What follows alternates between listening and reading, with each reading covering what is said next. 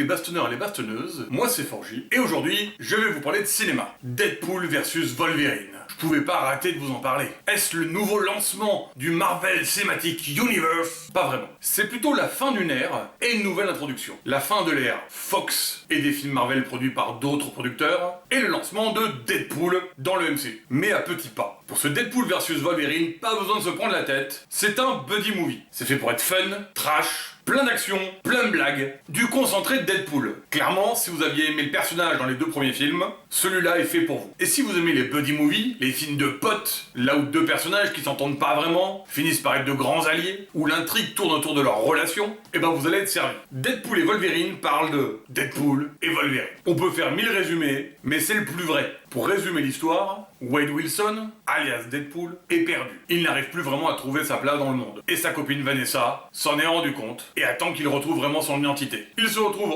embrigadé dans une histoire de multivers. Si vous avez vu Loki, c'est le même délire. Élagué des branches temporelles. Et grâce au scénarium, qui passe bien, il doit retrouver un Wolverine. Parmi toutes les possibilités qui s'ouvrent à lui, il choisit celui qui est le plus au fond du trou. Finalement un peu comme lui. Ensemble, ils vont résoudre un problème multiversel. Voilà, en gros, les enjeux. Mais le cœur n'est pas là. On va explorer ces deux personnages, partir vraiment sur leur relation, et comme pour Arthur dans Kaamelott, retrouver leur âme héroïque. Le vrai enjeu du film se situe là. Alors voilà, c'est du Deadpool, c'est de l'enchaînement de blagues, sans s'arrêter, du brisage du quatrième mur, à plus savoir comment faire, de la violence et du sang, des grosses scènes d'action, et si vous vouliez les voir s'affronter, promesse tenue, ils le font, abondamment, dans tous les sens, jusqu'à plus soif. Et c'est fun! Si vous êtes dans ce genre de délire, vous allez vous éclater. C'est un bon équilibre entre des scènes un peu touchantes, le travail sur la psyché de ces persos, des blagues, de l'action, des grands moments. Vous allez être servi en caméo, ce qu'il faut, la majorité bien intégrée dans l'histoire, logique. On dit au revoir à la Fox. Faut que ça soit un peu magistral.